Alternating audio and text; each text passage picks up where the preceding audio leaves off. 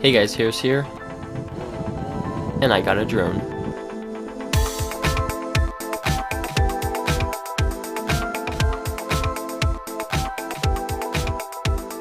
So this is the DJI Phantom 3 professional drone. Getting technical, it is a quadcopter as it has 4 arms, and it runs for nearly $1,200 in the US, which includes 4K video at 24 or 30 frames per second. But if you want to step down to the advanced model with 1080p video, that's 800, and then even further down to the standard model, that's 500. DJI is trying to make a lineup that can put drones in anybody's hands. I mean, who doesn't want a drone? You can view your neighborhood or become one with the birds. It's super easy to get started using this. Just download the DJI Go app for your iPhone or iOS device or Android phone, and that includes iPads and Android tablets.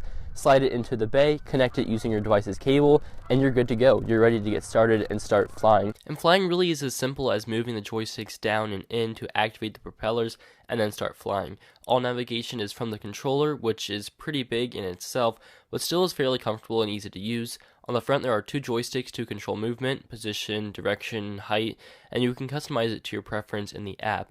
And below is the power button. Tap once to view the battery levels, tap again and hold to power it on.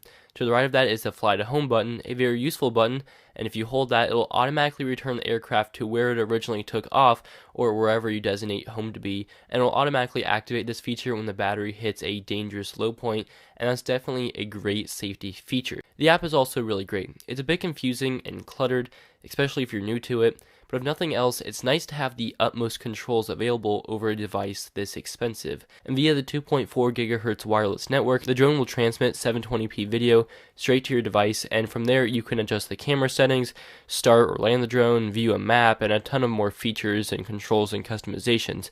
You can view your flight history, set restrictions, watch tutorial videos, view your profile, fine-tune and calibrate the remote and the drone, view your shots, and more. There's a ton of stuff you can do in the app, and it's really handy.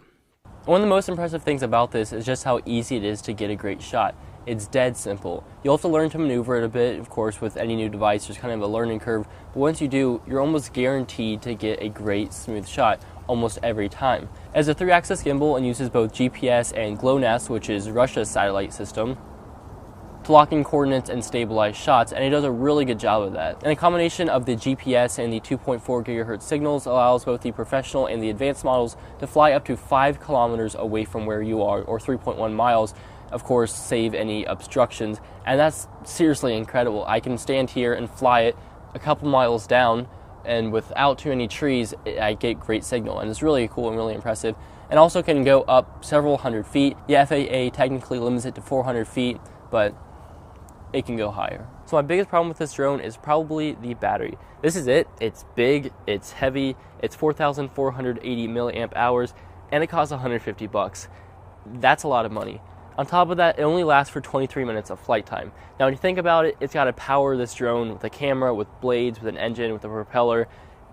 It makes more sense when you think about it, but I still don't love it. I still don't love the fact that I have to recharge my battery basically every time that I want to take my drone out, maybe once every other trip that I take my drone out. I understand why it's that, but I don't like how expensive it is, and that's probably my biggest gripe. But it's not the end of the world for me because I can charge it in less than an hour. Again, not a huge deal. So I've had this thing for a couple weeks now, and I've been in love with it since my first flight. Is it the most practical device? No. It's an expensive toy and an expensive hobby to have, but if you can afford to buy it and you get it, you'll love it, and I love it. So thank you very much for watching. If you're interested in buying or checking out any of these drones I mentioned in this video, links will be in the description. Thank you for watching. Make sure to give it a like if you enjoyed this video to show me some support, and I'll hopefully catch you guys in the next one.